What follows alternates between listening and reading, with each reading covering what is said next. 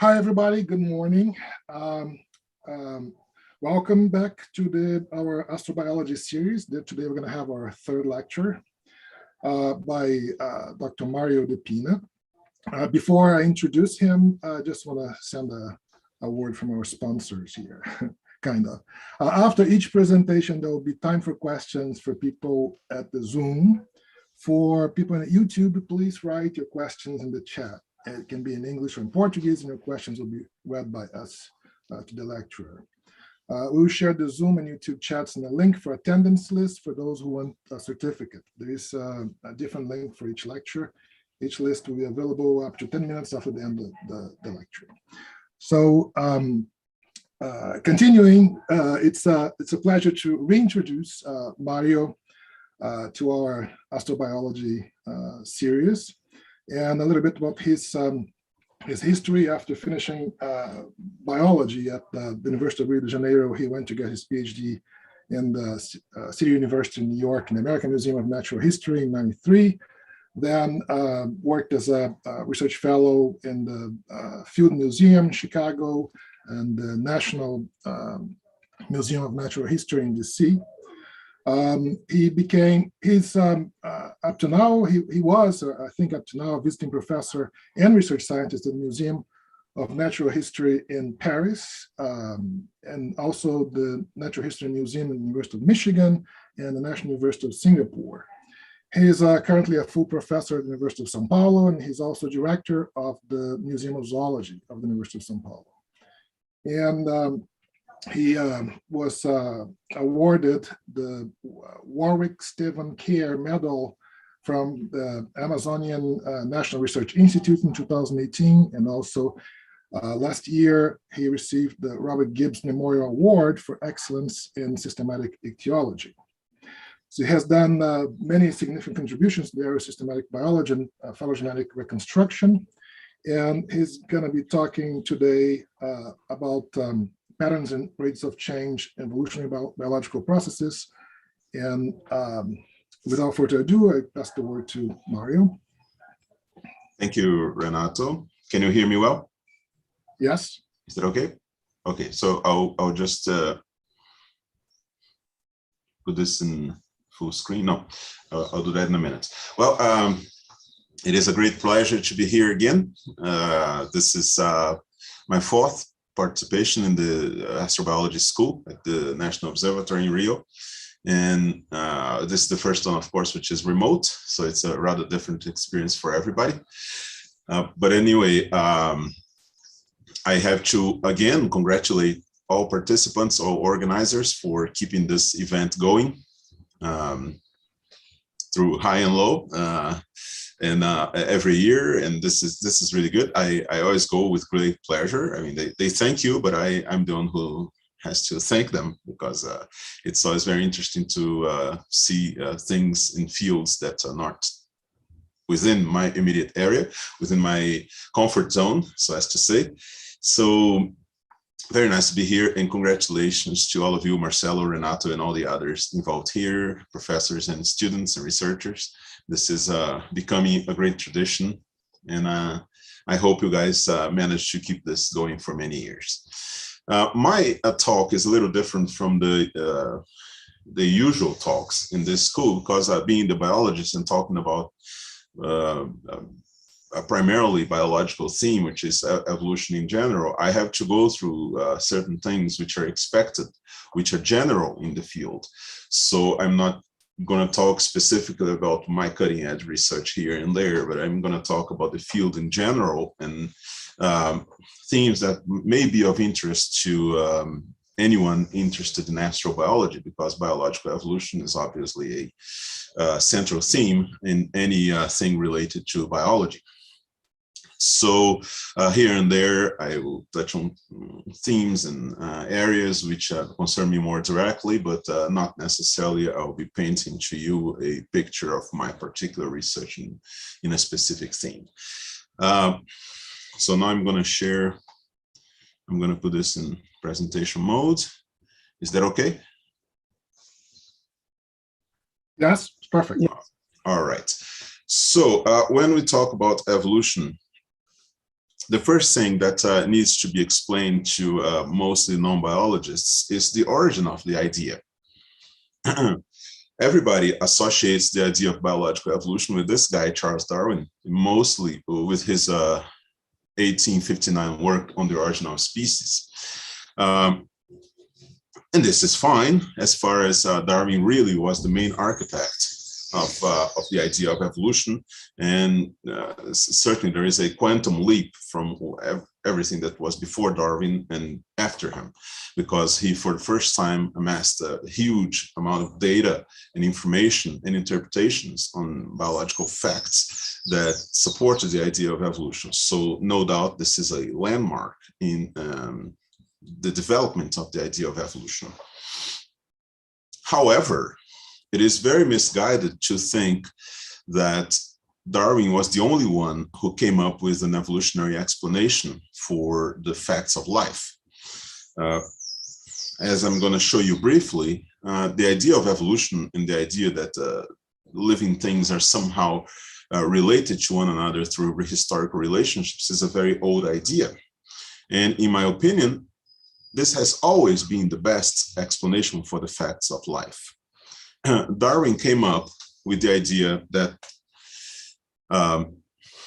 species and higher groups of organisms are related through historical relationships or genealogical relationships. In fact, the only illustration in the origin of species is this diagram here, which depicts history of a group of organisms, if we could see it from the side, as a series of descendants and ancestors, hierarchically arranged in a branching diagram, which is how he and everybody else believes organisms are related.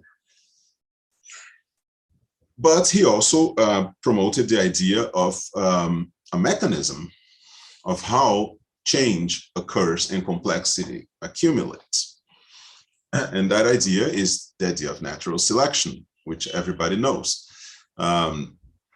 And natural selection is based on a few axioms, which are not quite axioms, but in fact, they are based on observations, that individuals in natural populations display variation. This is always the case. Every natural population displays variation of some sort. Artificial populations too, as a matter of fact. Within this population, certain individual variations are inheritable. They pass from ancestor to descendants, from father and mother to sons and daughters. Certain heritable variations result in differential reproductive success. So some of these variations are better in some kinds of environments than others. So this better means that they allow their possessors to survive and reproduce better. And finally, differences in reproductive success due to heritable variation cause changes in the relative representation of such variations in the population.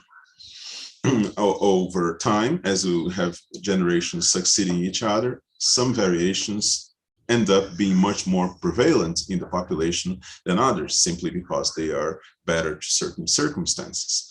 There is no absolute in this value. So something that may be very good for your survival and reproduction in a certain time may be the opposite in another time. So Darwin understood this very well. So adaptation and fitness are very relative terms and very circumstantial to particular situations. Anyway, but I said many people talked about evolution before, and yeah, we can go as far as we want. For example, the pre-Socratic Greek philosopher Empedocles had an evolutionary theory of his own. Of course, it's very fragmentary and it's very sketchy, but it's basically the idea is there that there is some there's some history to the variation observed in organisms. Empedocles thought that in the beginning of the world, the organisms are just random parts floating around, and these parts would join together randomly. And some of these combinations would be better than others for survival and reproduction, and eventually would result in living beings as we know them. This is, of course, a primitive idea of evolution. If we make a big jump, of course, there are others in between these two, but I jumped like a millennium or so. We can find evolutionary ideas also in the writings of some very poorly known figures in biology and astronomy, I'm sure, like Louis Moreau de Maupertuis in the 17th and 18th century. He had in this book, Venus Physique, and some others, an idea which is very, very close to what we call natural selection today. And obviously, he saw the relationship of that with the variety of organisms that we see today. I will not read all of this to you, of course, there's no point, but this was it's certainly someone who is worth reading if you guys have curiosity to look into just Google Maupertuis evolution, and a lot of interesting texts will come. Of course, you can go just to stay in the French, Georges-Louis de Clercq-Comte de Buffon, who was a very famous naturalist in the 18th century. He was extremely prolific and wrote this series of books. You see there's this encyclopedia was actually his. He wrote about everything in the world that he could put his hands on, including natural history. He had some sort of evolutionary theory himself, explaining why living things are the way they are. Lamarck, everybody knows, he had his own theory of evolution, very different from Darwin's, in the sense that it was not exactly in a ramifying fashion. It was a little different. I can't go into all the details, but it was rather different. But the essential point is there. Things, living beings, change a long time. They are not static, instantaneously created entities. This is an interesting figure also in Victorian England. This is actually Charles Darwin's grandfather, Erasmus Darwin, and he wrote this little book, Zoonomia, or the Laws of Organic Life, which is an explanation of life in poetry, but which has some very interesting ideas. Darwin never met him because he died too soon, but he had access to his library, including his writings, including this particular work, Zoonomia, and maybe it has influenced Darwin a little bit. I tend to believe it did, because in this book, there is a series of ideas which are clearly evolutionary. Erasmus Darwin was a medical doctor, so he was the beginning of the wealth of the family. The family fortune began with this guy. That's why Darwin didn't have a job, because he didn't need a job. He was rich enough to go on as a dilettante. Going a little bit forward, we see Immanuel Kant. This is the Kant that everybody knows, the philosopher. And in one of his books, he goes on about the diversity of life. And this particular sentence here is very revealing. He's talking about the equivalence of parts in animals. Why we have parts which are equivalent in one animal to another, like some animals have arms, some have digits, some animals have hearts, and they seem to be more than simple similarity, random similarity. They're arranged in some way. So he says this analogy of forms support the supposition that there is among them a real blood relationship due to the derivation from a common progenitor, a supposition reached by the observation of the gradual approximation of one class of animals to another. This is very intuitive and very clear reasoning in terms of evolution. It applies equally well today. But there are some surprising figures in these pre-evolutionary writers or thinkers.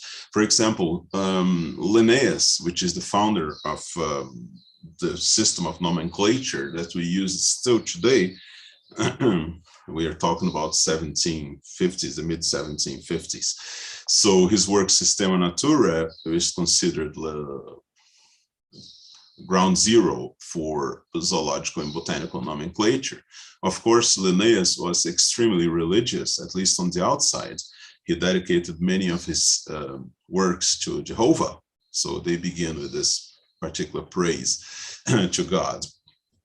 After a certain time, he began not to include that anymore. I wonder if that means something. And Linnaeus is usually seen as this epitome of fixism and anti-evolutionism. But if we look into his actual contributions in mailing his correspondence, you see that things are more complex than that. For example, in this book, the Systema Naturae, he wanted to classify everything. He wanted to organize all knowledge, not only on biology and botany, but on everything. So he classifies even God. He gives characteristics that will allow you to recognize God if you come face to face with him.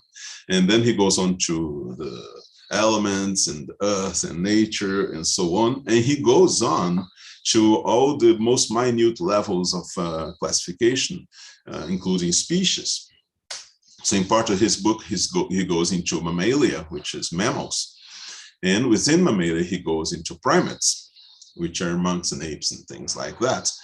And the most interesting thing that may seem to us very trivial today, but it's not trivial at all if you put it in the context of his time. For example, within mammals, within primates, he includes Homo, which is our own genus. And if you see here, I don't know if you can see my cursor, but there is a species here, Homo sapiens. And then he lists subspecies of Homo americanus. There are several other subspecies. And at some point, he goes on, wait a minute. Okay, there you go. Homo Troglobitis, which is, as you some of you may remember, Pan Troglobitis is the chimpanzee. Of course, in this case, it is not the chimpanzee, but it's most likely the orangutan. But anyway, he includes one of the great apes along with humans in the same category. This, for the time, was completely revolutionary. This had never been done before, but Linnaeus noticed that the similarities were of such degree and kind that there is no other option. If he wanted to be consistent, if he wanted to be coherent to his own system, he would have to include the great apes with humans, because they're just too similar to be anywhere else. Of course, at that time, the great apes were not known very well. In some cases, it was not even a specimen known. It was just like rumors and descriptions. But still, the idea is there. And Linnaeus was very honest in his approach. And some people at the time did not like at all this kind of thing, because obviously it just mixed our species together with other species, taking it away from its throne next to God. So, for example, in this letter he wrote to Mello in 1747, he goes on in a kind of explanation that we can only see in his letters. It says, "It did not please you that I have placed man among the anthropomorpha, perhaps because the term with human form, but man learns to know things as they are. Let's not argue about words. The situation would be the same for me regardless of the chosen word. I only wish that someone showed to me a generic difference between men and simians based on the principles of natural history. I did not know of any absolutely. If I had called man a simian or vice versa, I would have united all theologians against me. Maybe I should have done so in respect to the laws of our discipline." So it's extremely interesting. Eventually in his career, he came to believe that species are actually formed by a process that was poorly defined, of course, at the time, which he called hybridization. He thought that most species are actually created by hybridization, and they're not especially created. So even Linnaeus was actually an evolutionist. He noticed that the best explanation for the phenomena of life were evolutionary. And there are others. If you go into England, Victorian England, there are many, like Charles Wells, 1818, which promoted a theory of evolution, whose main example was human races. Robert Chambers, who published this book anonymously, but eventually he revealed who he was. Patrick Matthew, which also outlined the theory of natural selection and evolution in a book on naval timber and arboriculture, incredibly enough. Darwin didn't know about this book at all. And when The Origin of Species came out, Matthew actually complained that the idea was his and that Darwin should have known better about his predecessors. This is his reply to Darwin. So Darwin asked to be forgiven for not knowing a book about naval timber. But he said, yeah, it's the same idea, it's just not as well developed. But anyway, there's no doubt that what Darwin put together is something absolutely unique in history. And the development of the idea of evolution would have been a lot less fast in case Darwin had not dedicated so much time and effort to not only writing, but also his very, very detailed observations on the facts of many different organisms. Of course, at Darwin's time, the evidence that we had, the kind of data we had, was mostly morphological, because we didn't have access to anything beyond that. In addition, Darwin didn't know anything about the laws of inheritance. Genetics was completely unknown at the time. The only thing that was known was that like begets like. Similar things generate similar things, basically. That was it. It's only the most general ideas about inheritance that were known. Other than that, we had morphology, but that was more than enough. So even today, we keep using basically the same kind of evidence when we don't have anything else. For example, in many fossils, all you have is some fragments of bone. So for these things, what can you do except compare bones? So that's what you have, and that's how you interpret it. And that has not hampered the development of evolutionary thinking at all, because the evidence for that is everywhere, basically in every level of biological organization. So if all you have access to is a little piece of bone, and if you put that together in a bigger picture, what comes out is an evolutionary scenario as well. For example, in these whale variations, the ones that show on the left are fossils, and the one on the right is a beluga whale, which is a recent animal. So we have intermediate forms which clearly demonstrate that these things are united by a degree of similarity, which is very enticing of an evolutionary explanation. Of course, if we have a more complete picture, that's what we get. This is most of this is fossil, except for the two on the bottom, which are recent whales and dolphins. All the rest is fossil, and so all we have for the rest is pieces of bones. But that clearly show what we need to know, which is this gradation of forms changing one into the other, and inviting a very attractive idea of evolution.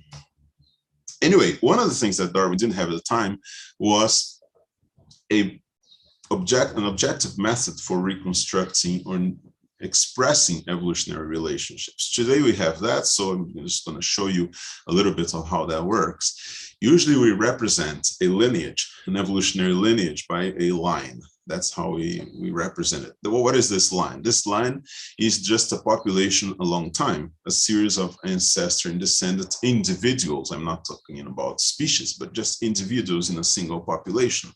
They reproduce together and they leave descendants. And of course, it's not coordinated in time. It's all mixed up, but that's how it is. It's something, a species which exists in time and space.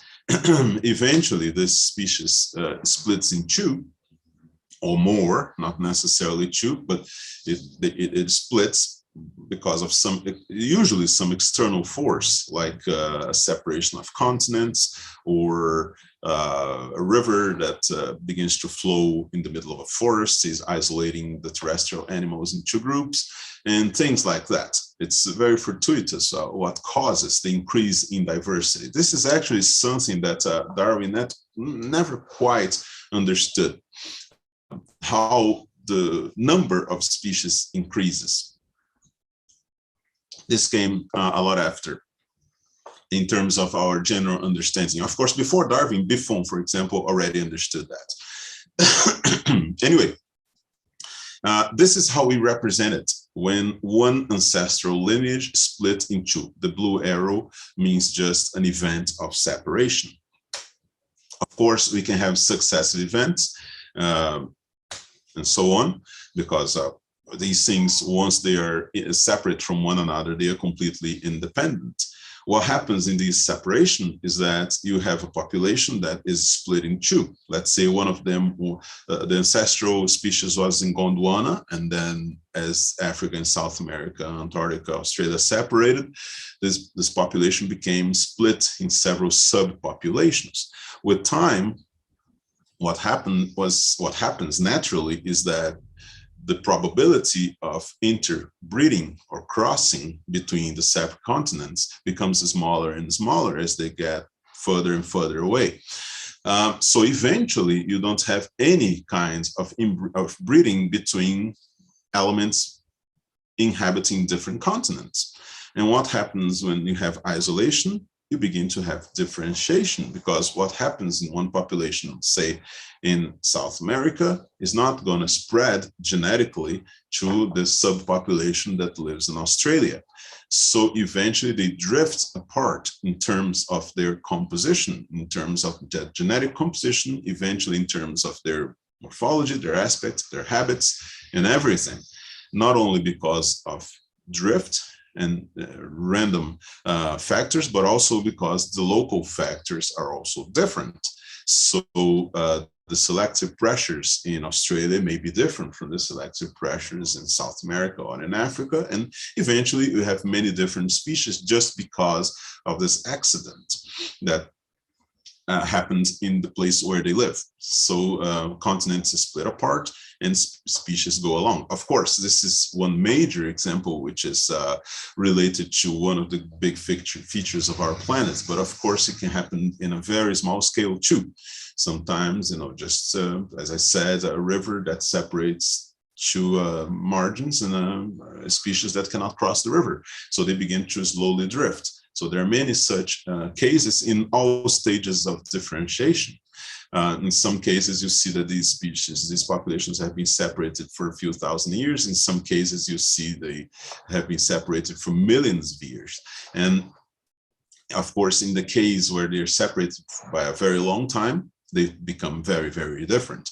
And it is no different from what happens yesterday and what happened a billion years ago. The process is exactly the same. So it's a very general kind of phenomenon.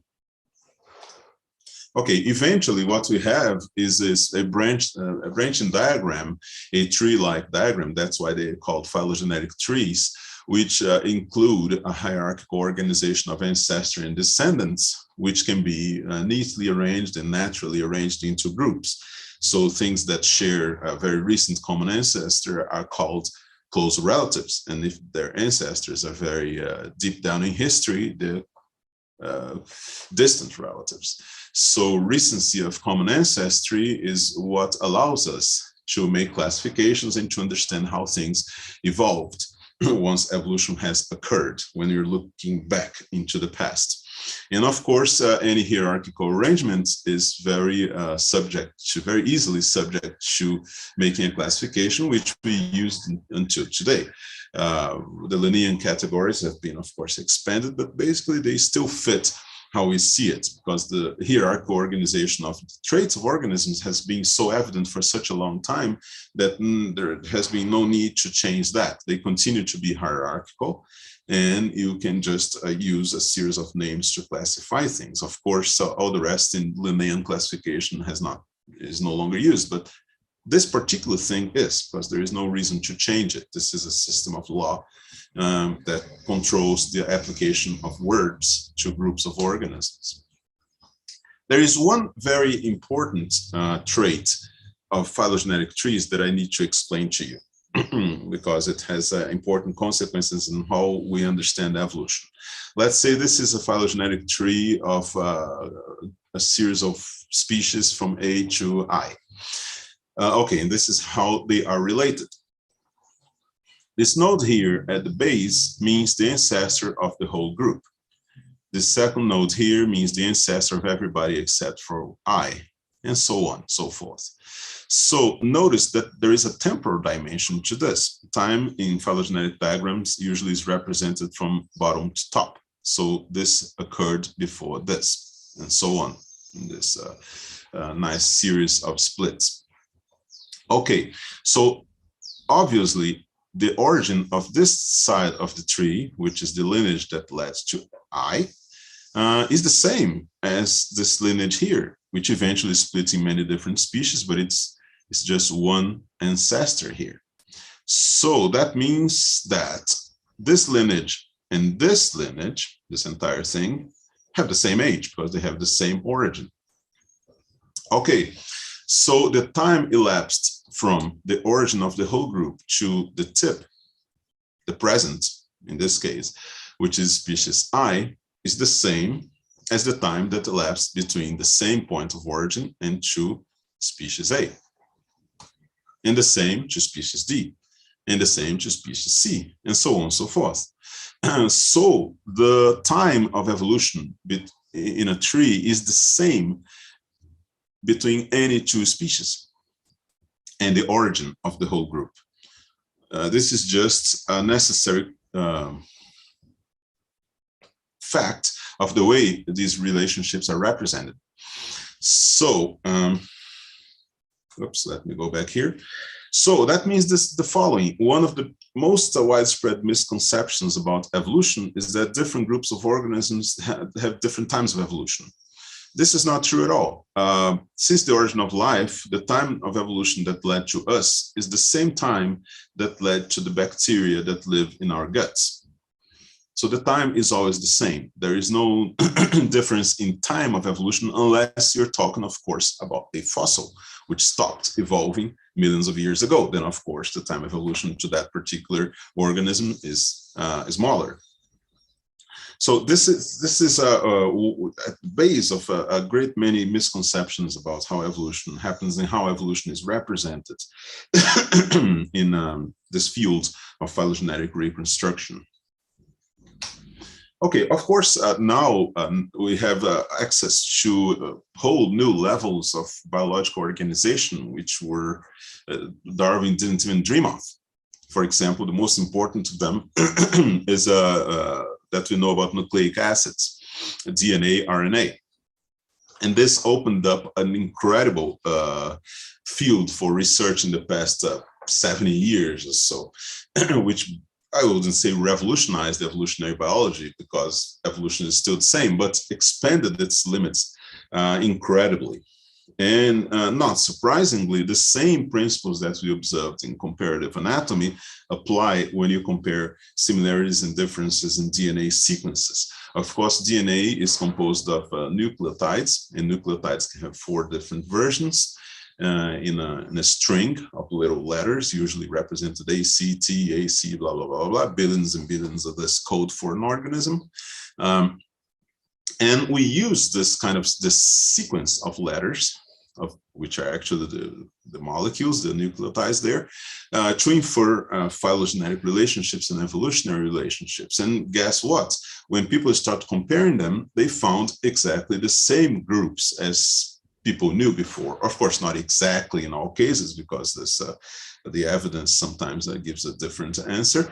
But in general, we found the same kind of hierarchical organization that was known before by comparative anatomy. This is how a matrix comparing a string of nucleotides looks like in a computer program. This goes on for thousands and thousands of, well, we could call pages. So this is a whole area of investigation today, how you infer phylogenetic relationships or evolutionary relationships on the basis of these strings of letters.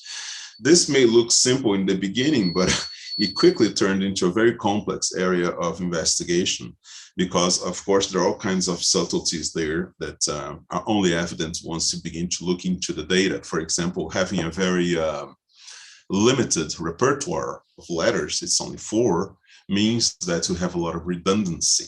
So if you have a specific site that changes from A to C, you don't know if that change was direct A to C or if there is something in between. And of course, just counting differences is not enough, except in very specific cases. Because since the repertoire is very limited, only 4, the distance, the evolutionary distance, does not have linear relationship with difference. As you go further and further away, these sequences become less and less different per unit of time, because you begin to have redundant mutations. Anyway, when we study evolutionary relationships today, what we do is for each of these sites that we have in a sequence, we're usually talking about a gene or many genes. Today we do multi-gene analysis of many thousand, or even the whole genome, or almost the whole genome, although not completely organized, but we have access to that. And each transformation between the species and their particular nucleotide in each position is analyzed against each of the possible trees. So it's computationally very intense. But we today have the means to deal with that. And as you can imagine, things get very complex very quickly. And we have several different models. These are just 4 of them, of probabilities of change between different nucleotides in specific genes. Of course, we have over 40 such models today. And we have to pick one which better applies to your specific situation. Just to give you an idea of how this works, let's say use a single gene to study relationships of a group that goes from the present to, let's say, the Cambrian. It will be very difficult to that you manage to resolve relationships on the basis of a single gene, because if a gene is informative at the tip, it will be completely saturated at the base, no more information there. And if it is informative at the base, it will be completely invariant at the tips, so non-informative. So you need more than one gene if you want to resolve evolutionary relationships at deep levels at the same time as more shallow levels of phylogeny. Anyway, this gets very technical very quickly, and I don't think we need to go into that. This is one of my specialties, actually, one of my favorite subjects. But the interesting thing is that different models and different methods of analysis have very different performances, as you can see here. Some of them quickly go down to 0 probability of finding the right tree, while the others go on very quickly to 100% probability. And this is all very interesting, the reasons for that. This has been studied now for 60, 70 years in terms of DNA sequences. But this is not just a Byzantine exercise in simulations and things like that. There is also a relationship to the real world, like experimental phylogenetics, where things that evolve very quickly, like phages, they are made into artificial phylogenies in the lab, and then you get the results and try different methods to see which one works best. And then it's possible to go very experimental in this kind of thing, because many people think that evolution is something that happens only over long periods of time. That's not true. Evolution happens all the time. You can detect evolution even in matter of a few years or even a few months if you go to this kind of creature like viruses, because they evolve very fast. Of course, when people say evolution only occurs over long stretches of time, is because they're looking at things that have evolved over long stretches of time. If you want to see differences like the ones we see between ourselves and a salmon, you need a lot of time for that. But if you look into the genes, you see modifications from generation to their generation. So it's something that's happening at all levels, at all time, and it can be observed at all these levels. And of course, we are part of this. Just as old Linnaeus predicted, we are just part of one group of mammals and one group of primates, which is the Great Apes, like shown here in this upside down tree. This has been just corroborated by DNA analysis, the same it was in 1759. These are, of course, just recent representatives or living ones, but if you go into the fossil ones, the situation gets a lot more complicated. As you see here, many hominids are known from a lot of species, many of them represented by a few pieces of bone.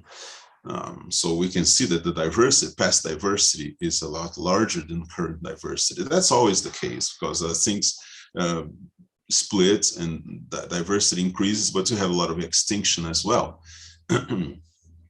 So when you look into the past, you necessarily find lots of things that no longer exist. But fortunately, they left some remains that will allow us to have a glimpse of past diversity.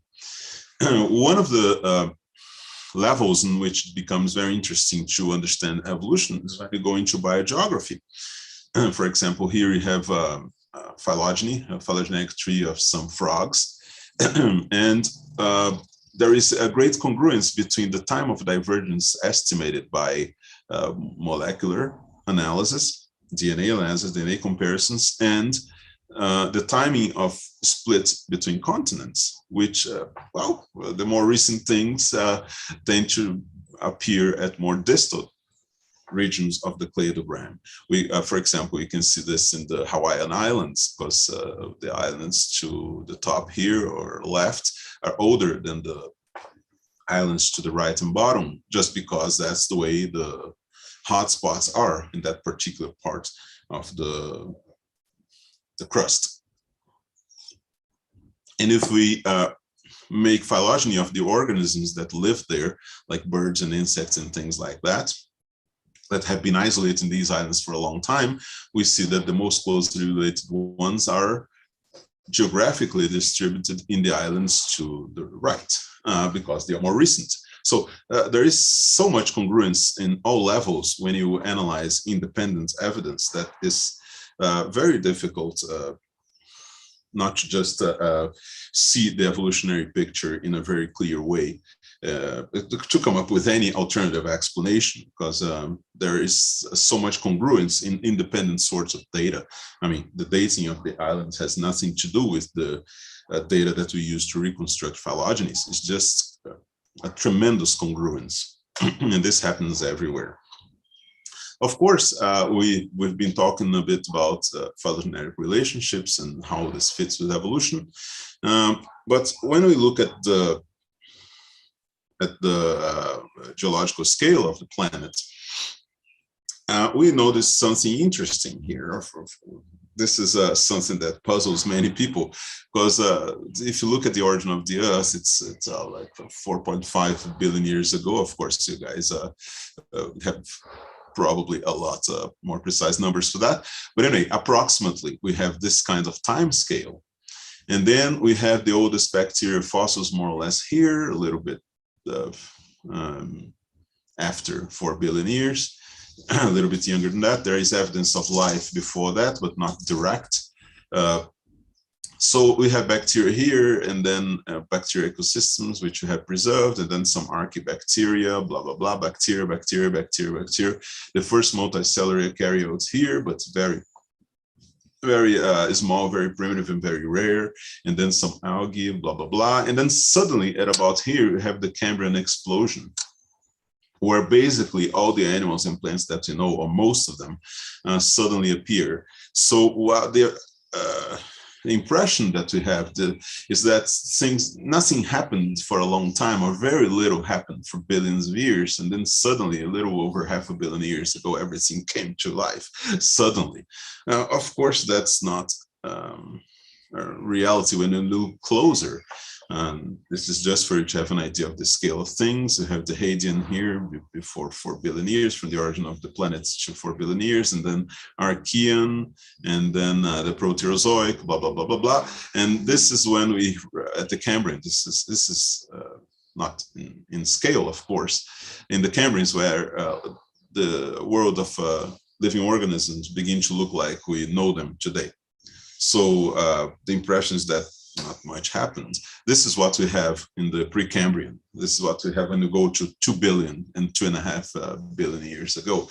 This is the kind of life you see, just layers of things, stromatolites and things like that. Nothing really exciting. There's really nothing else there.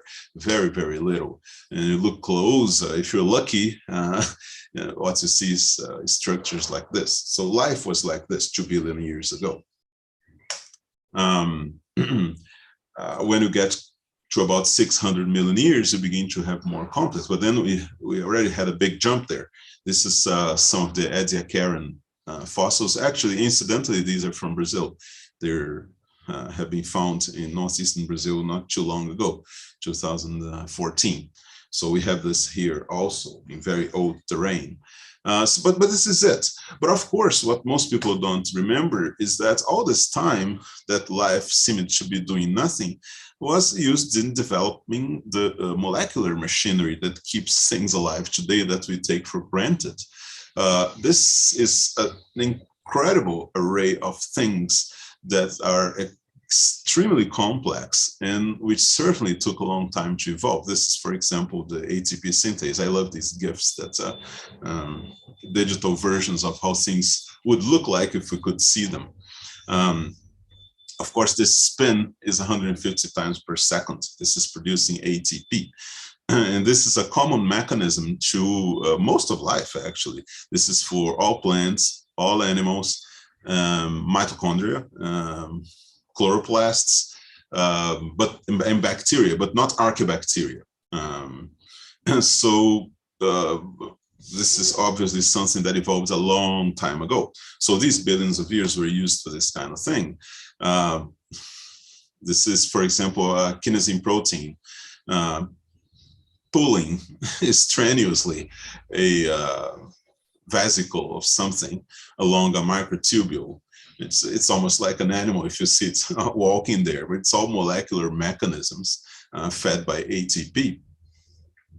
And this is how things work. And this is what life was doing, was developing and building these billions of years, obviously.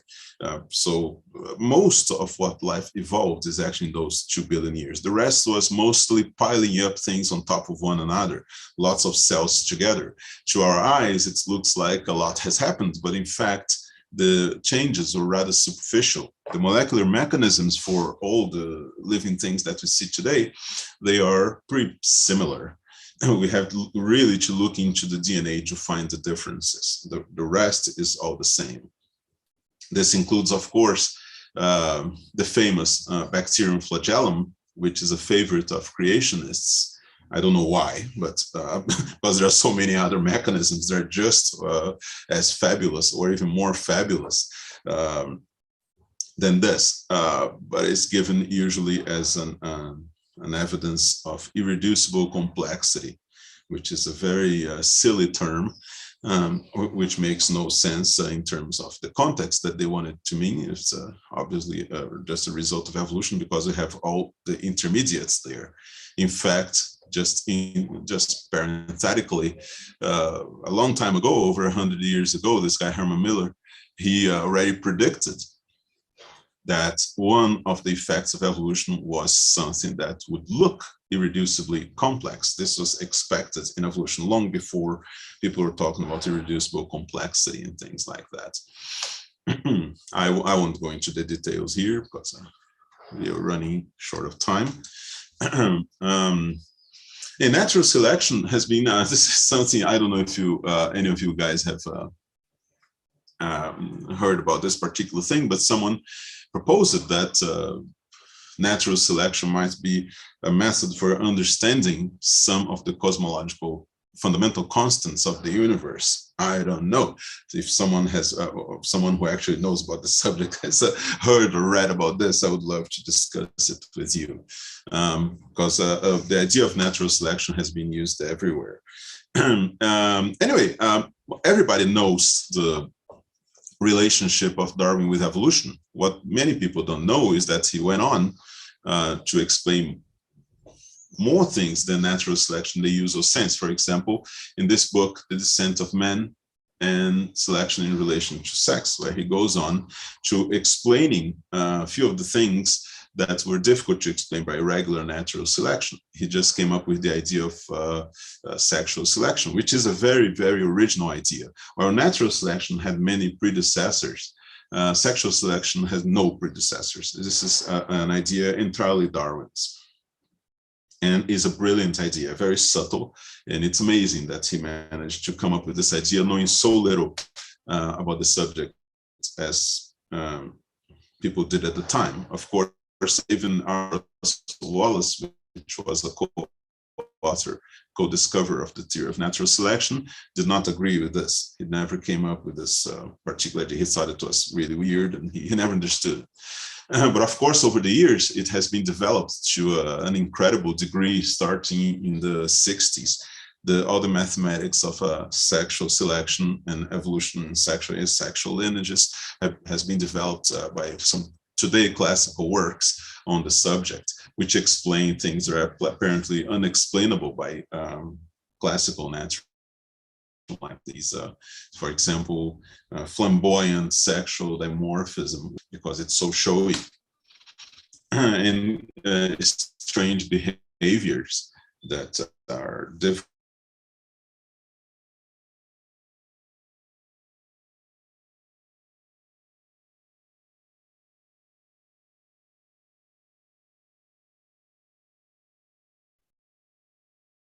Hello. Mario, you're mute. You're mute. You are mute, Mario.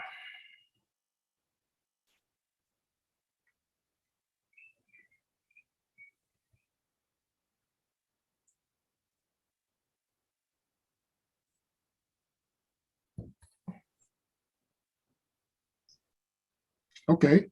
You should Am I better? Okay, I don't know what happened. Sorry. Yeah, the connection. Really strange.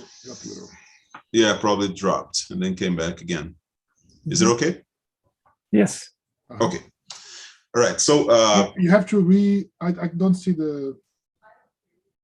Do you see the presentation? You don't? Yeah, no, you have to share the screen again, Mario. Oh, okay. Yeah, that's right. Yeah, sorry.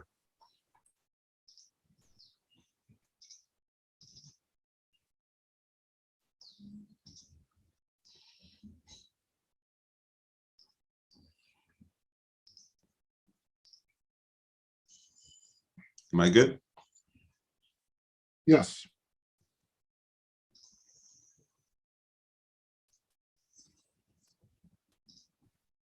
Yes. All right. Yeah. Back to normal. Yeah. Okay. So the whole mathematics of this thing has been worked out in the past decades, like 50 years or so. In the beginning, by this guy called Hamilton, which some people consider like the most important evolutionary biologist since Darwin. And so the results of that have been even spread into the popular literature, like The Mating Minds, which is an excellent book explaining how possibly the human brain was the result of sexual selection. And of course, there are many examples of tiny little things that nobody knew at Darwin's time in the 19th century, but we know today, for example, this kind of sexual dimorphism, which is extreme, like schistosoma. I've had a few of these inside of me at points in my life after an expedition. As much as I loved them, I got rid of them. And for example, these cases of where the female is basically host for a small parasitic male, which is an extreme case of sexual dimorphism, which is well, it can be explained by both sexual selection and natural selection. These are two males attached to a female, and the male spends its entire life like this, just sucking blood from the female. Eventually, it loses everything, loses its eyes, loses its fins, loses everything except the gonads and parts of its digestive tract. It becomes like an organ of the female. And extreme cases of sexual dimorphism too, like the female is the big spider and the male is the little one, and the opposite sometimes too. Like in this case, we have an interesting combination of sexual and natural selection, because the male is the fish on the left, the female is this tiny little thing here on the right. They're both adults. What happens is that the female has strong pressure to not grow because she has to spawn inside these shells, which are always the same size. So she has to fit in here, while the male has strong pressure to grow because the males fight each other. So it's the usual factor that makes males grow. So we have extreme cases like this, which are a combination of disruptive selection in the two. And then we have all sorts of interesting exceptions to the case, like this fish here, the Cilia formosa, which is what they call a sexual parasite. It's like a porn movie, but it's not. It's just an actual technical name that's given to this. The population is composed of females only, but they're not parthenogenetic. They actually need the sperm to make the eggs developed, although the sperm does not contribute with any genetic material to the next generation. So they parasitize males from other species, so they can have their own lineage going. But in fact, it's an entirely different species that just uses the males of another species for their own reproduction. Then we have all sorts of interesting different things too, like in gastropods, which are land snails. You have mandatory male homosexuality, like they only make sex when they're males. These two are males, and they're mating. They're exchanging sperm, and then they part, and each one of them turns into a female, and then uses the sperm of the other male to fertilize its eggs. And what happens if they run out of sperm? As months go by, they turn into males again and go for more sex to get more sperm from other males. So it's, I mean, the sexual variation in the natural world is just incredible. And we don't have necessarily only two sexes. We can have many. For example, in some protozoans, I mean, this name is kind of old-fashioned, but anyway, ciliate protozoans, you can have more than two sexes, and the maximum recorded to date is 100 different sexes. So you can have 3, 4, 5, 6, 7 different sexes. Of course, it increases the probability that any one individual that you meet to be able to do sex with. Doesn't need to be 50-50. And some of them don't have sex. Some organisms simply eliminated sex. Usually they are very not very diverse lineages. They tend to be very few species and not long-lived, except for this case, which is rotifers, which has been a mystery for a long time because they're always sexual. It's like several hundred species, and we don't know any case of sexual reproduction there, which shouldn't be the case, especially because they have well-known phylogenies, which shouldn't be the case again, because being an asexual lineage, they should not diversify that much and should not have a well-structured phylogeny like this. Of course, eventually you discover that they do sex. It's just they do sex with their environment. So they're always exchanging genes by the water with one another. So there is a lot of genetic change there.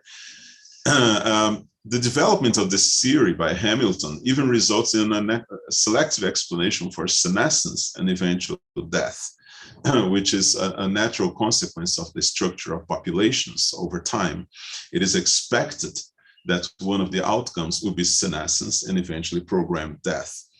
By the way, this idea was first proposed by this guy, Peter Mello, which happens to be born in Brazil. He was born in Petrópolis, and it's the only case of a Nobel Prize who was born in Brazil.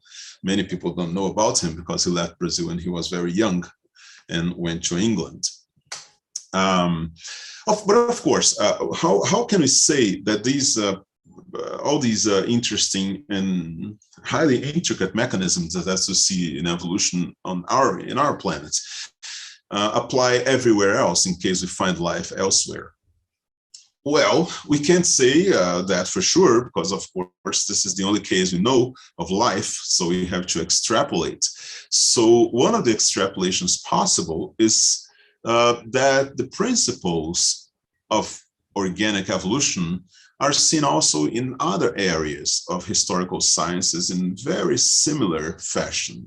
So things that change over time tend to have similar behavior. For example, languages, which is a cultural product of our species, they tend to have semi-biological means of diversification, so much so that the methods used for reconstruction evolutionary relationships in biology, they also apply to languages. And you have trees of languages that look just like trees in biology. And these trees reflect, in many cases, the history of the communities that bear these languages. So the closer in history they are, the closer the languages are. So they evolved in a semi-biological fashion, which is very similar to what we see in biology, but it's of course not inherited in the same fashion, genetically. There are also some practical applications of Darwinian evolution and natural selection, which are parallel to those we see in biology and seem to suggest that these principles are rather general. And for example, genetic programming, maybe some of you know about that. It's a way of making an automatic programming algorithm that simulates biological evolution. And there are many, it has become big science in the last few decades. Not big science, big technology. And by means of this, you can actually reach refinements of programs and performance which would be impossible to achieve by regular means. And it's interesting that the flowcharts include many analogous biological processes like genetic operation, select an individual based on fitness, reproduction, crossover, copying new population, blah, blah, blah, mutation, and so on. All these are inspired by biological processes in evolution. They're used in the algorithms to make automatic generation of programs. So, sorry, this is in Portuguese, but genetic programming makes the automatic synthesis of programs using Darwinian natural selection and biologically inspired operations like recombination, mutation, inversion, duplication, and genetic deletion. This is something I found just a few days ago, and I couldn't resist putting it here because, I mean, of course, you guys had probably heard about this, I guess. This is what they call an evolved antenna. So they developed this antenna. It looks like a twisted paperclip to me, but apparently it's a very sophisticated kind of thing. NASA made this shape. This is from Wikipedia, actually. It was designed by a computer program working according to the principles of natural selection. It's what they call the evolutionary computer design to create the best radiation pattern. I thought this was very interesting because it's not just programming, it's actually the materialization of an object, which is fantastic. We see design being made by natural selection, which is an interesting irony. This is also from Wikipedia. An evolved antenna is an antenna designed fully or substantially by an automatic computer design program that uses an evolutionary algorithm that mimics Darwinian evolution. This procedure has been used in recent years to design a few antennas for mission-critical applications involving stringent, conflicting, or unusual design requirements, such as unusual radiation patterns for which none of the many existing antenna types are adequate. Oops, sorry.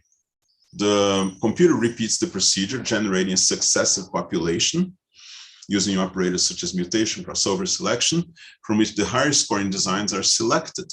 After a number of iterations, the population of antennas is evaluated and the highest scoring design is chosen. The resulting antenna often outperforms the best manual designs because it has a complicated asymmetric shape that could not have been found with traditional manual design methods. I thought this was very interesting. I didn't know this until very, very recently.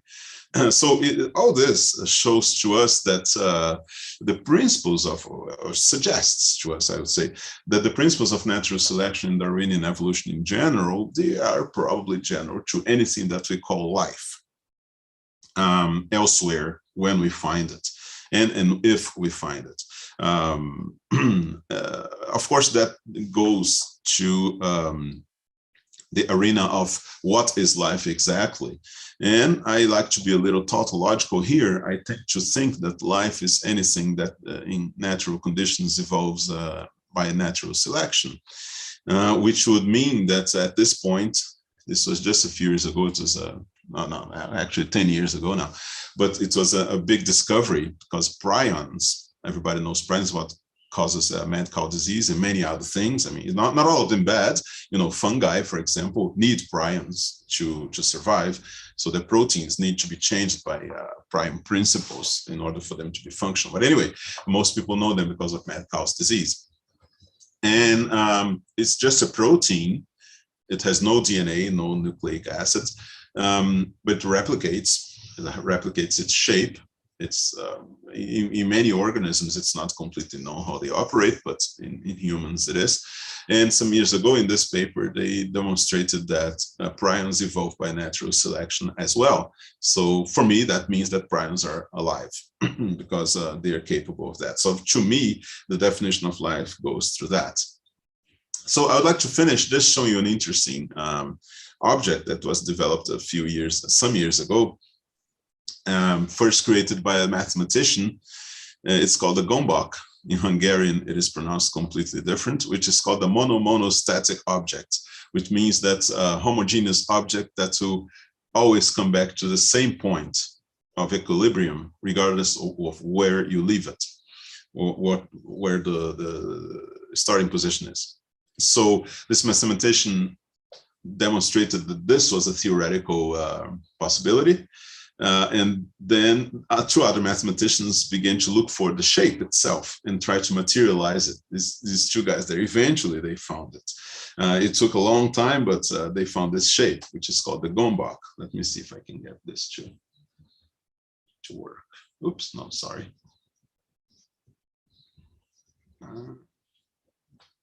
I don't think I can make the movie work here. I don't know why. Okay, no. Oh, that's strange because it was working fine before. Anyway, I was going to show you a gombak in a little movie. It doesn't want to work when I share the screen for some reason. Well, it doesn't matter. Anyway, eventually they found this shape.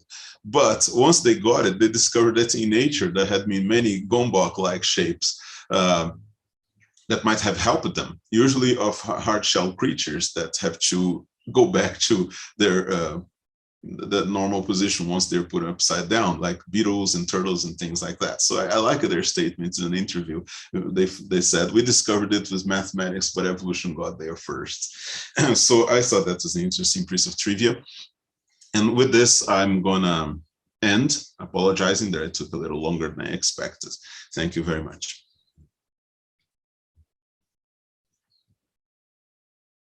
Okay. Thank you, Mario, very much. That's a very, very interesting lecture.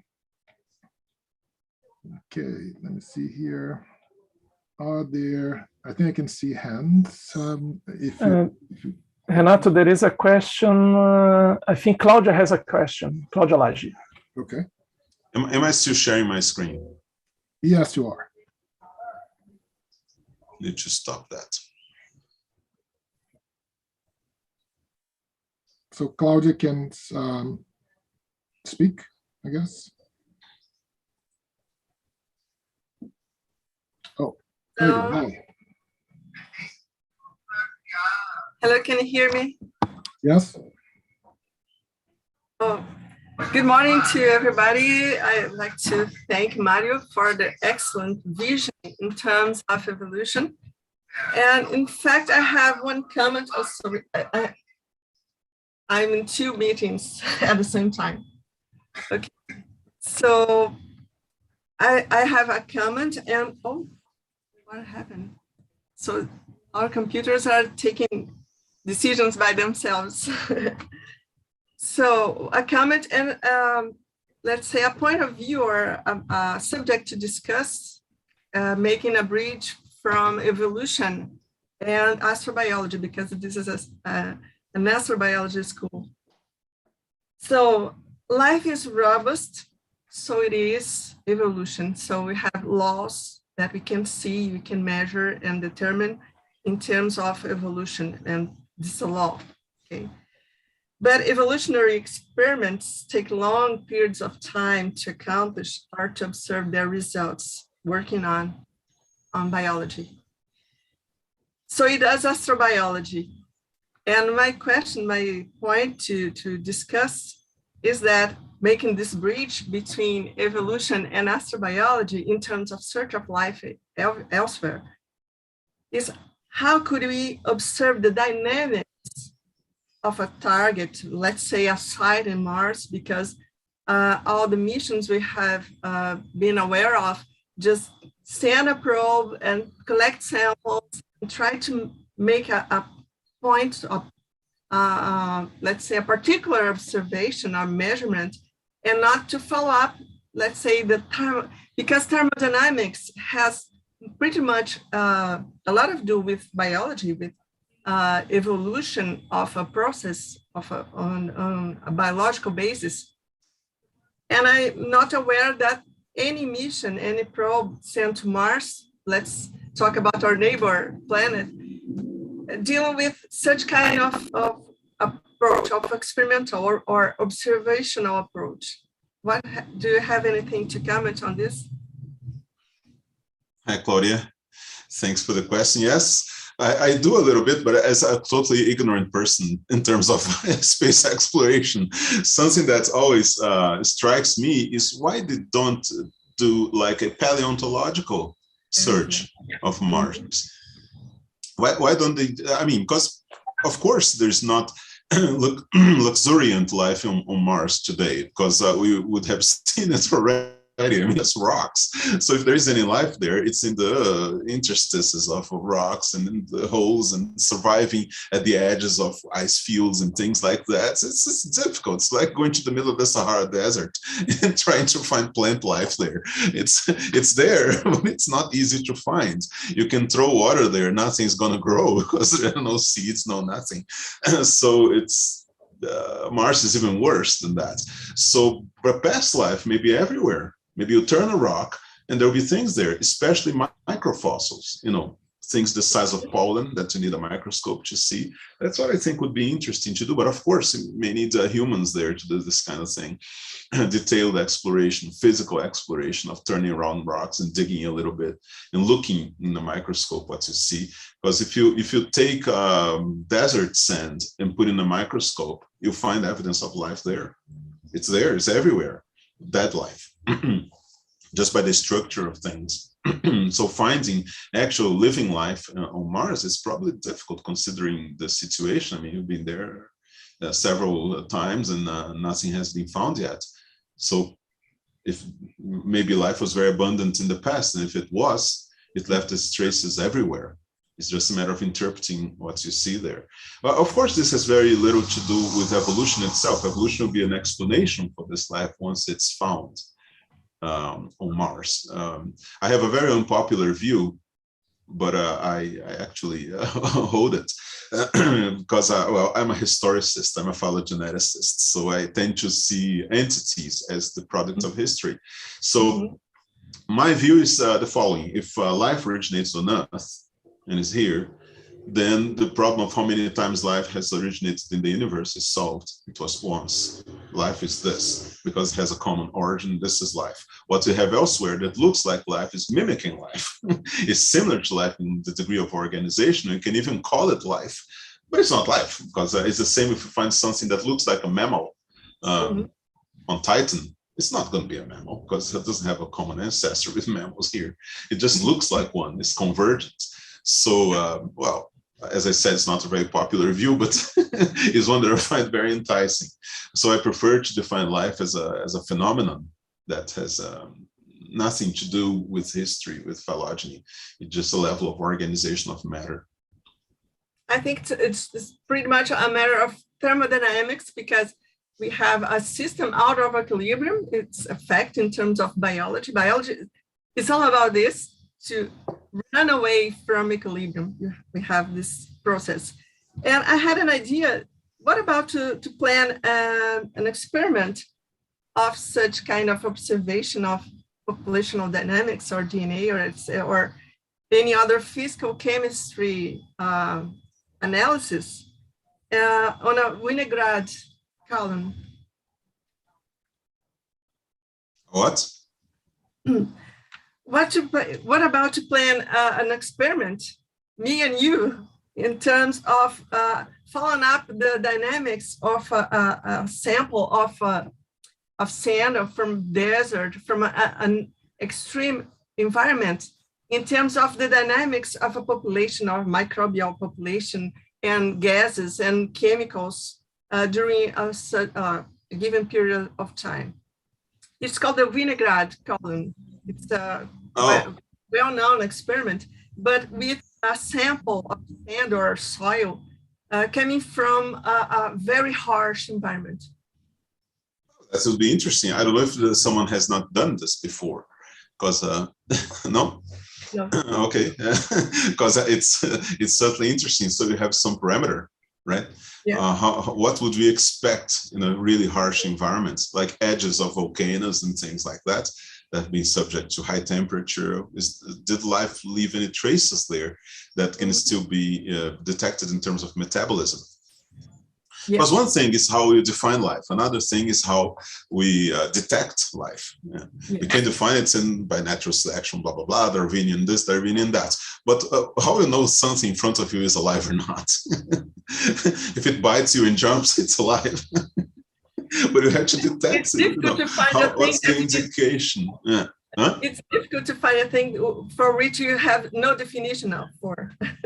You can have, that's right. Reality sometimes just runs over us. We think we expect this, and this is going to be like this and that. Then we get back, when you get face to face to reality, something completely different. It's kind of, whoa. I mean, even in life, we find these things all the time. I work with diversity, so I discover new species all the time. And many of them are like, oh my God, this thing exists. I mean, I never thought something like this could exist. It's a combination of features that really was unpredictable. So yeah, this is a very good experiment. If you want to do something like this, of course, I'd like to participate, or at least watch closely. I tried to draft a proposal to send you. Yeah, I had my wife is a botanist, and we had an idea once going through the Atacama Desert in Chile, because just by sheer luck, there had been a rain there, the first rain in 20 years. So the desert was full of flowers. Yeah. It was incredible, purple flowers everywhere. And there are parts of the Atacama Desert where it never rained, or it rains once every 100 years, so nobody has ever seen it. And I thought, let's take a water tank there and just water everything, and perhaps find species that nobody knows about because they have not germinated in 200 years. They're just waiting for this rain. So yeah, this kind of thing is interesting.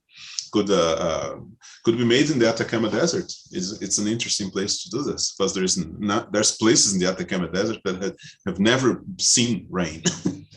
So it's as dry as it gets. I have a collaborator there, and he can send us a sample from the very, very core from Atacama Desert if you like to follow. There you go. Of course, contamination is a concern. No, but he's an expert. He's a okay. It's not just not just a field guide. He digs a few meters from the surface, so he tries to collect very clean samples. So. Oh, okay. He's a specialist. All right, that's cool. Yeah, because maybe that's what we need. Because I remember. Carl Sagan was talking about which was the first Martian probe. I forgot the name now. Viking. Yeah. And they were asking him what's the probability that Viking would have found life on Mars if life was there. And he said, well, let me just tell you something. If a bear walked past Viking, it would be undetected.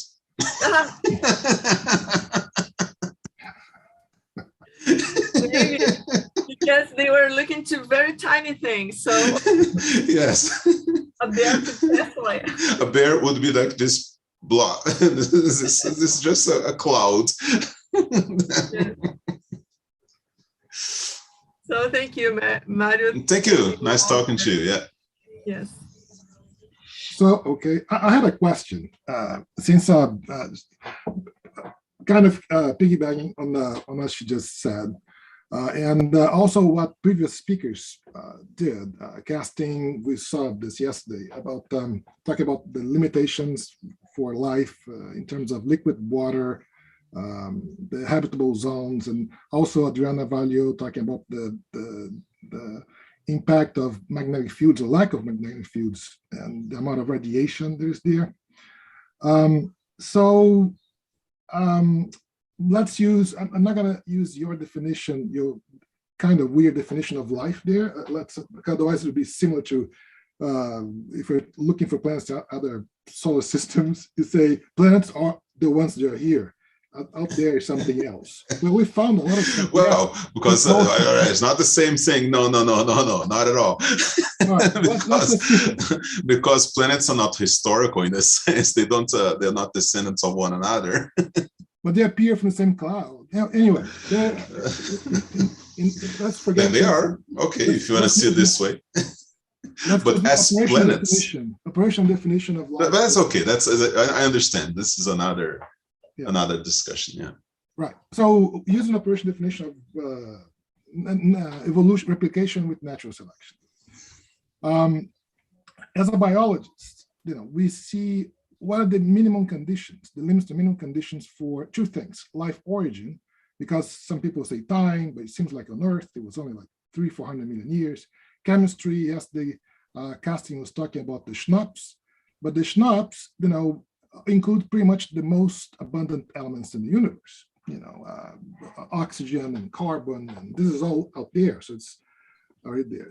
And so chemistry or time, something like this for creation and for permanence of life, because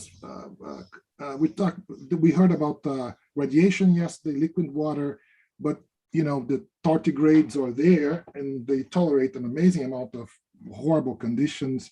And you have also moons with water, like methane lakes in Titan, underground oceans in Titan as well, or time for building what you just mentioned about the molecular machinery, for example.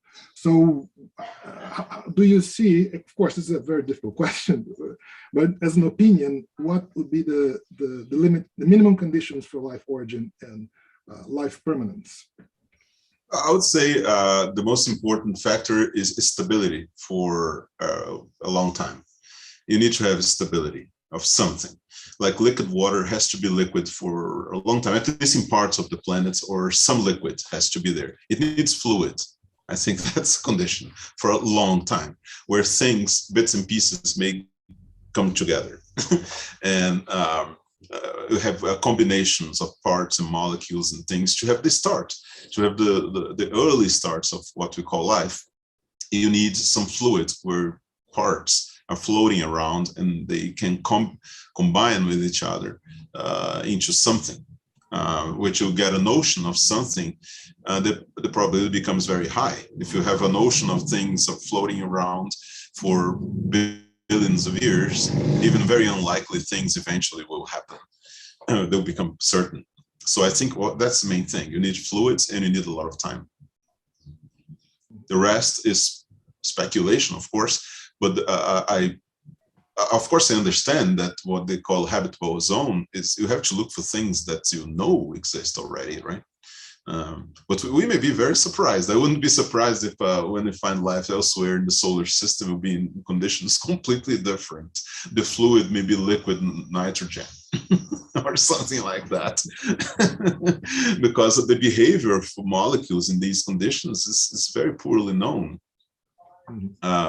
How these isolated atoms of metals and things behave in liquid helium, I have no idea. Maybe they form polymers and things. I don't know. I don't know if that's known. I mean, I doubt it, because it's so difficult to study the physical behavior of specific things in extreme conditions. So I would go probably more towards, I have more hope towards the cold than the hot. Because as you reminded me once, hot things tend not to aggregate too much because it's too much molecular movement. So I would have more hope for Titan than for Mercury or something like that, just because if it's too hot, things don't combine into higher structures. It's very difficult to keep them together. But I think these are the conditions that I would look for: stability. So if Titan has been like that for 1 billion years, well, yeah, there might be something there.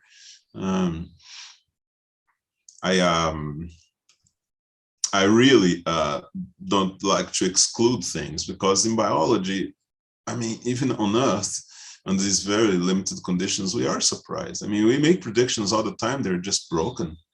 like even things that should be easy to do, like I work with fish. My main group, biologists have this thing. You work on a theoretical area, but you also have your favorite organism. You need that in order to actually apply things, because you need to know a lot about those organisms in order to make meaningful questions. So in my case, it's fish. I like fish.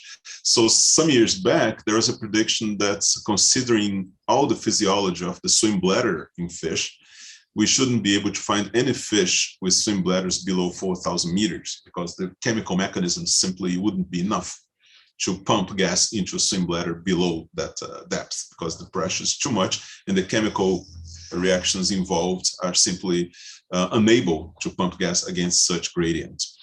And that seemed to hold for a long time. Every fish found below 4,000 meters lacked a swim bladder. They relied on oils and things like that for buoyancy. And then suddenly they found a whole group of fish at 7,000 meters, 8,000 meters, all of them with swim bladders. So I tend not to bet too much money on this kind of prediction. So when it comes to biology, it's a sure bet to lose. As you expand your observations, things just happen. I mean, they're crazy. Tardigrades, who would have, tardigrades have been known for a long time. Who would have predicted that it'd be so interesting? But they are rotifers too. Rotifers are super resistant. You can break their DNA in little bits and pieces, and then you put it back in water and they reassemble. I mean, that's crazy. The DNA proteins are so well adjusted that when you put them in water, they naturally, the bits and pieces will poof, go together and reform a rotifer again. I mean, that's a lot of sophistication. That's many, many, many million years refining this kind of behavior of individual molecules in their proteins. But there are explanations for that. There are things that are everywhere, and they survive these conditions. It can desiccate them, it can beat them as much as you want, and they're still there. The resistant forms are incredibly resistant, just like tardigrades, which are higher animals. You're not talking about bacteria, you're talking about multicellular organisms. So yeah, life can be very tough. I don't know if that's true, but I heard that they discovered that most of these probes, which are supposedly completely sterile, are actually loaded with spores, bacteria, fungi, and everything. So we've been sending these things into space for a long time to other planets, seeding them with spores of bacteria and fungi for decades already. They're never really sterile. It's there. It's very difficult to. Actually, yeah, life thrives on numbers and wastefulness. Life doesn't care very much for the fate of its individual creatures. Mm-hmm. Okay. Thanks. Oh, I have one fast question that I was curious. When you showed the biogeography slide, I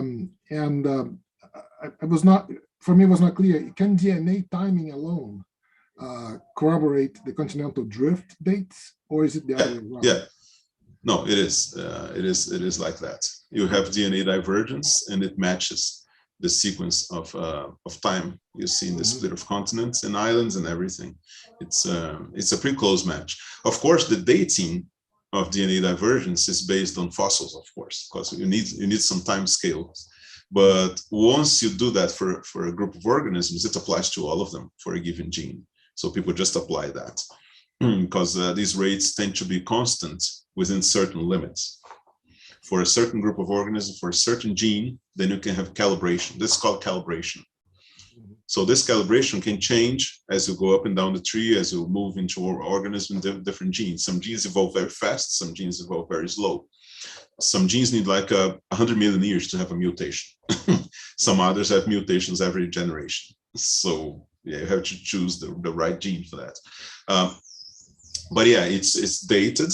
And these dates, or this calibration, is applied to other situation. So yeah, it's not tautological. The dates just match. Okay. Renato, I think Bia has a question. Okay. Hi, Mario. Thank you Hello. for the talk. Thank you. So this is probably a naive question from a physicist. But if I understood correctly, you said that you consider prions are alive, right? Yeah. I would like to know if this, how other biologists see this statement, if this is shared among the there are biologists who think that viruses are not alive, which to me is like, that was stupid. My next question, actually. If we found a virus anywhere, if we found a viral particle dead on Mars, we would say life is there. So you see a virus here eating your guts out and you say that's not alive. Okay, I think that's useless kind of definition. Of course, these things are alive. It's just because it's not like a magic thing that happens. You have non-life and then life. It's gradual. It's like turning from yellow to green, you know, in a gradation or something like that. You never know exactly where it is, but you know certainly this is life, this is not, okay. But in the middle, this is exactly what you're looking for, right? When you talk about evolution, it's the transitional areas. So of course there will be things that, oh, okay, yeah, they are life in certain definitions, but not in others.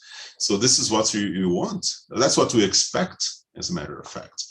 Like when you, let's say the slides I showed you about the whales.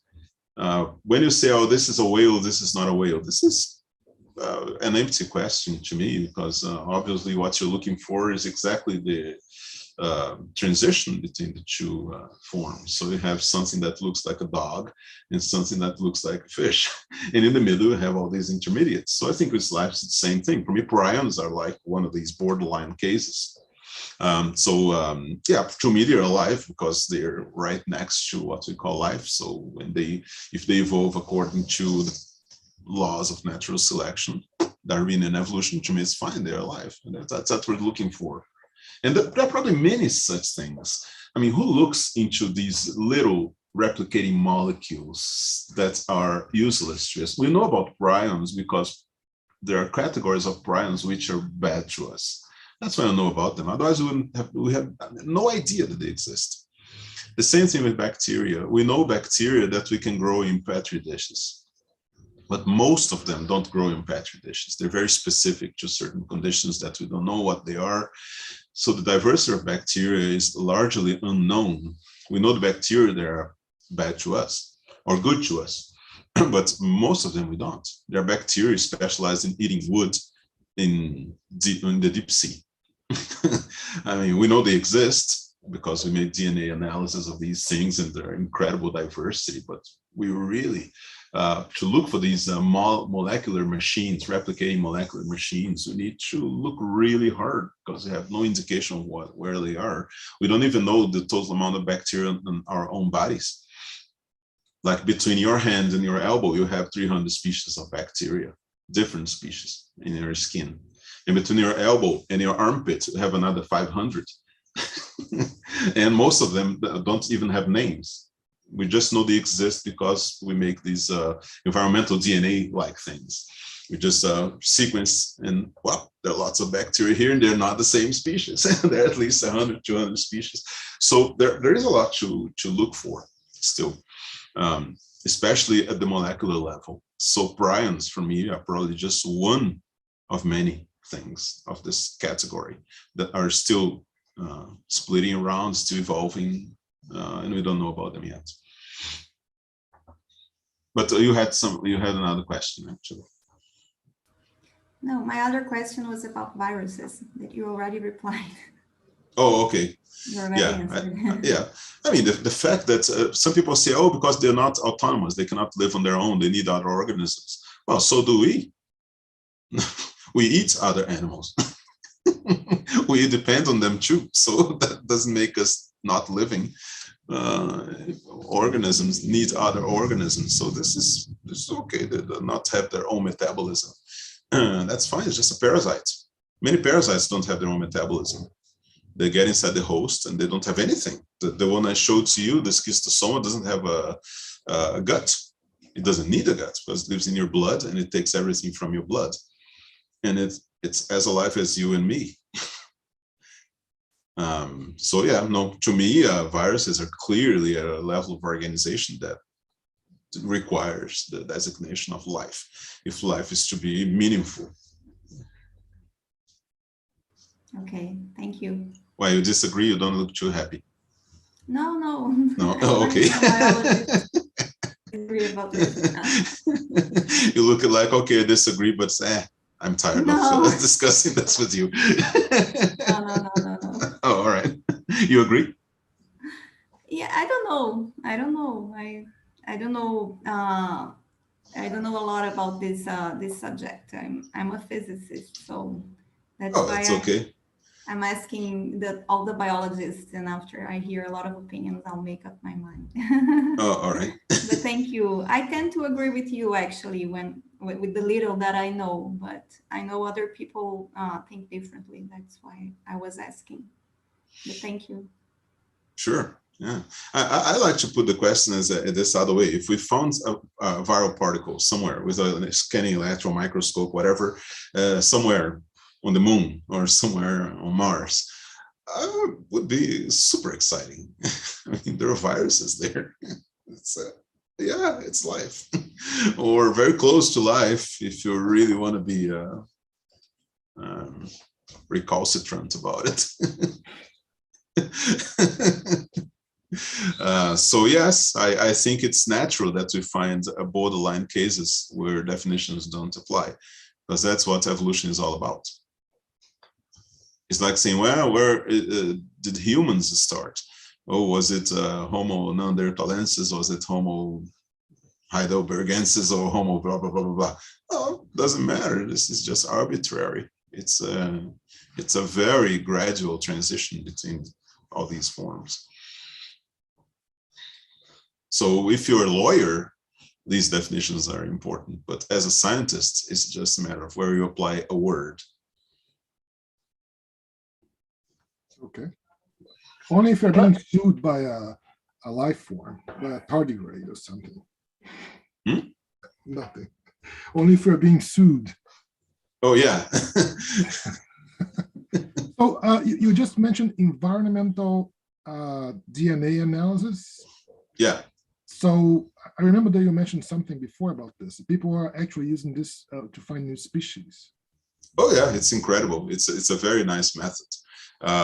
You go to, for example, a river, get some water samples, and then you analyze trace DNA there, and you find the species that exist in that river without having to see them.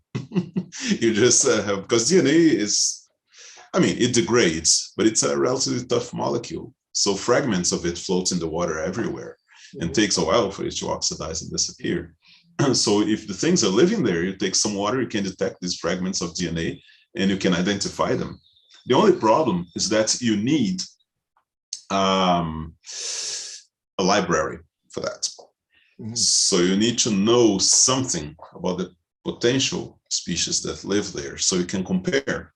But once this library is more or less done, you can say, well, there is a species here which is of this genus, of this family, of this blah, blah, blah, but it's not none of the species that we know yet. Okay. But for that, you need a detailed library, yes. That's what takes a little longer. Okay, because I got excited because Perseverance actually is getting sample from Mars to be picked up later and brought here. Okay. You're not gonna have a catalog to compare to.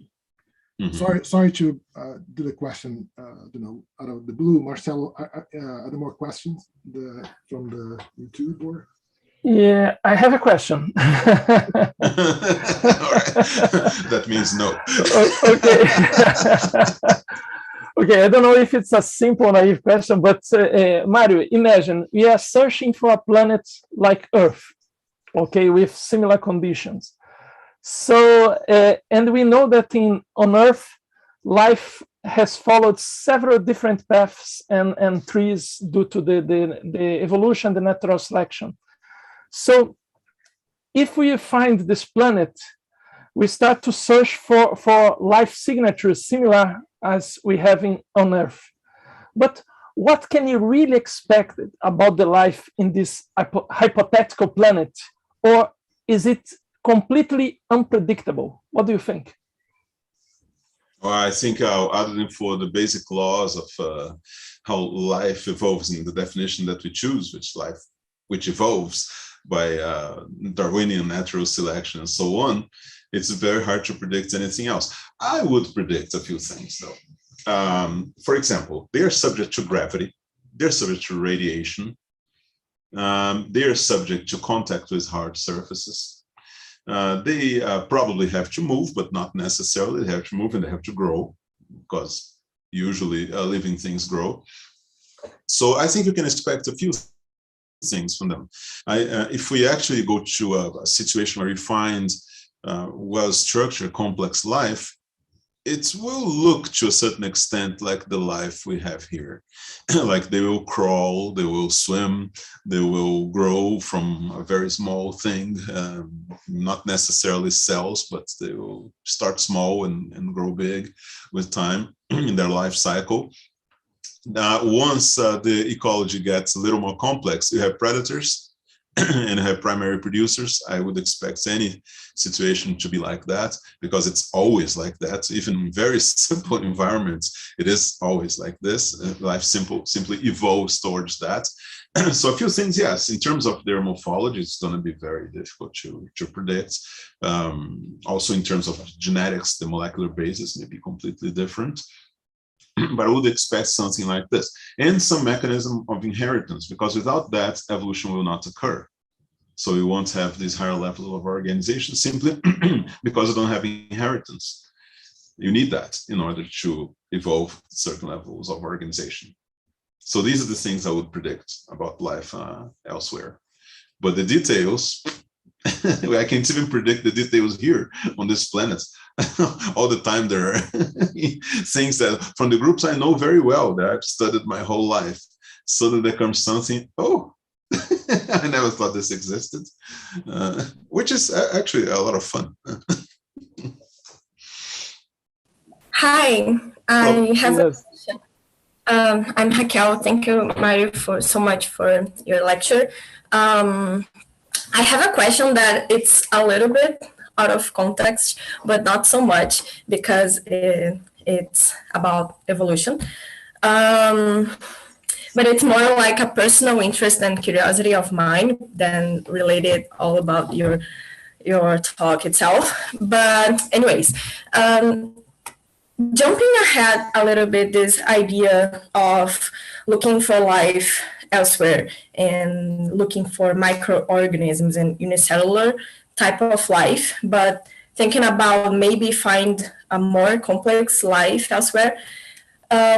We know that octopus are amazing, intelligent creatures, and they evolved and they are very intelligent. They evolved this intelligence. Probably they are the only ones, or the only ones that we know about that have this intelligence, and they don't have time, and that evolved this type of intelligence by a thorough alternative evolutionary path. So my question is more about your opinion and your thoughts about maybe using octopus as a model to study as a model for how an extraterrestrial intelligence might be, and it different from how our intelligence is. That's an interesting question. You're a physicist? I'm a biologist. You're a biologist. Okay. So yeah, many people think, well, intelligence only evolved once on this planet. No, intelligence evolved many times. And it was not with us, as a matter of fact. We just inherited most of our intelligence. Intelligence was, in our lineage, developed in mammals, and then into primates.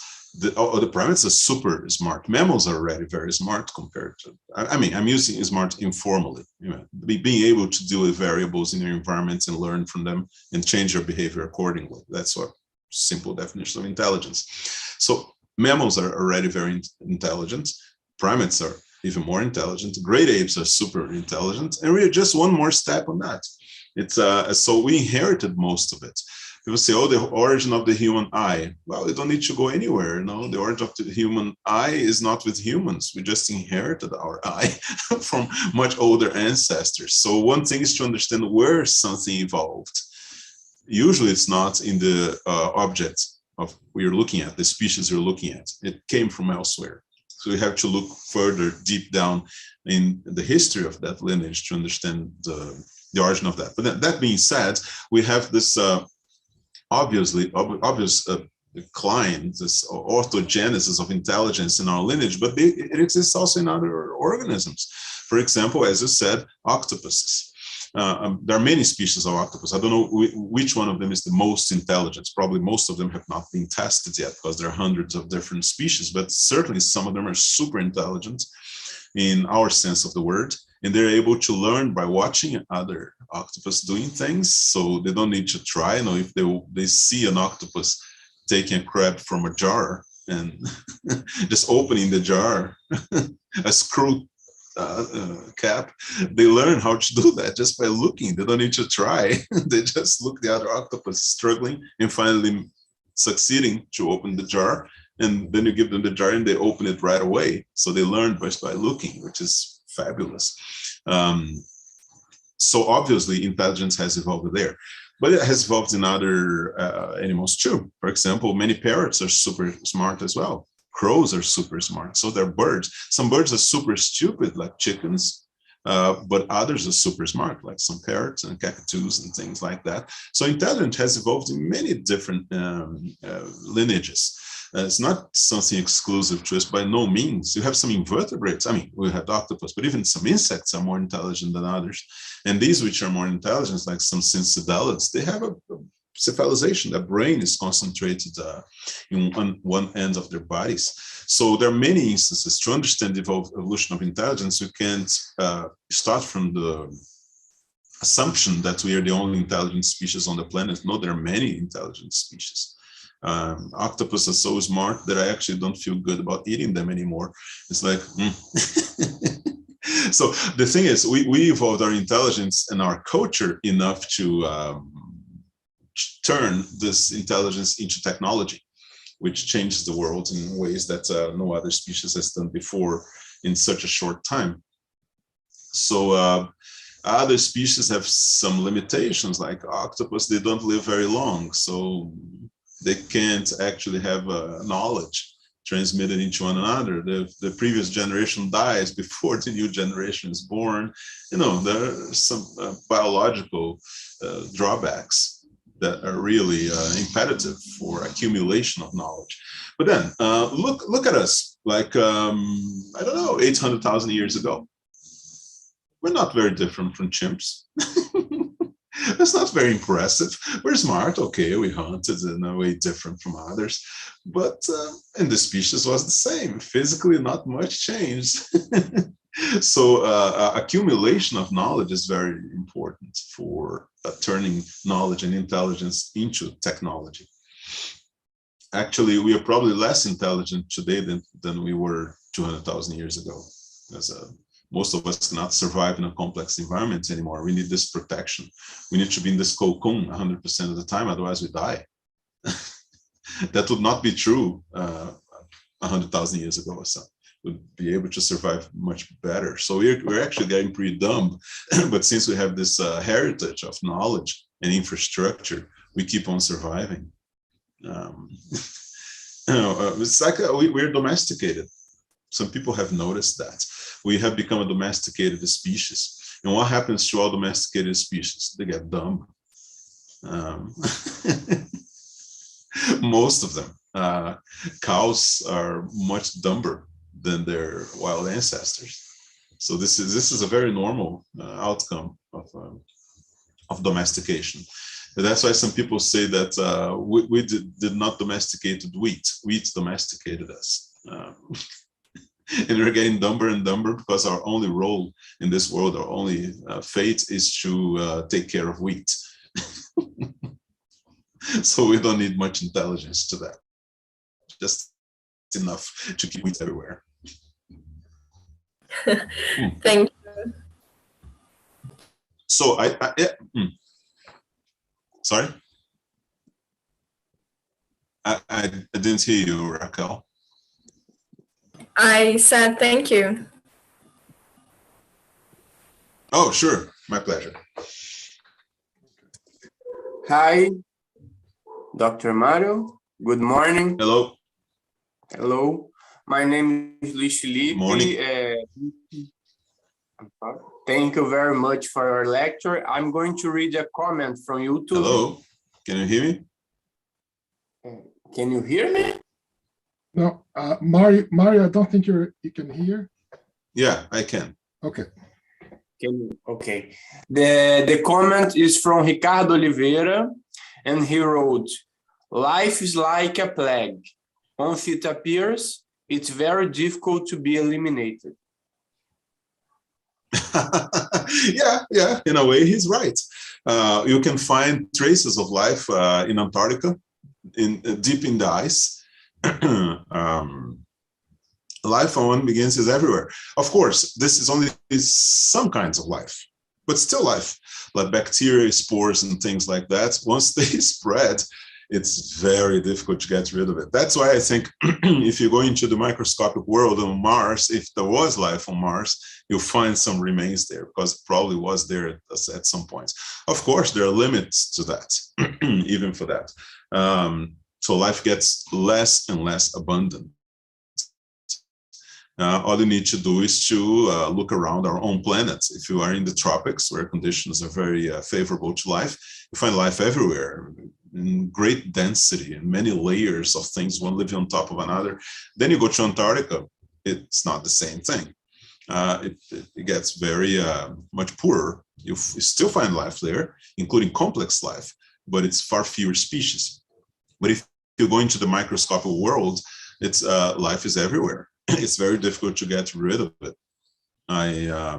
Only if you go to very extreme conditions, even in those cases, you find bacteria that live in acidic lakes. You find complex life that lives in the deep sea, hot springs, and things like that. Yeah, so in a way, yeah, life is like a plague. It's once it starts, it's very difficult to get rid of it. The Earth has passed through many catastrophic events in the past, and life is still here. There have been events that wiped out 90% of life on Earth, and eventually got back to exuberant diversity. So yes, you need some stability in order to get life established. But since the planet is very big, you never kill everything at once. You just kill parts of life on Earth, and the rest just stays there, living in crevices until conditions get better. So the complexity of the substrate of the planet is important for life to survive cataclysmic events. It is even sometimes we're surprised how things can survive. It's species that we thought were long extinct because they couldn't be hiding anywhere are rediscovered 50 years after they're declared extinct. Nobody realized that there were a few specimens hiding in holes and burrows and things. It's often life hides in hard to access places and stays there for a long time. Okay, thank you very much. Okay, we are a little bit late, kind of like twice the time. The talk. I'm sorry, part of this is my fault. It's a very interesting subject, so especially for astronomers and people from the never hear about this. So I don't know if there are any more questions, but I think no, I think no more questions. Yeah. All right, fantastic. So Mario, thanks very much again. Hopefully we can come back the next Astrobion for Rio. Then we can. Yeah, that would be good. Yeah, count on me. Yeah. I'm cheap. All right. Okay. Thank you so much, Mario. My pleasure. Nice to see you guys again, and happy to contribute to astrobiology one more time. Maybe in 20 years you'll give me a medal.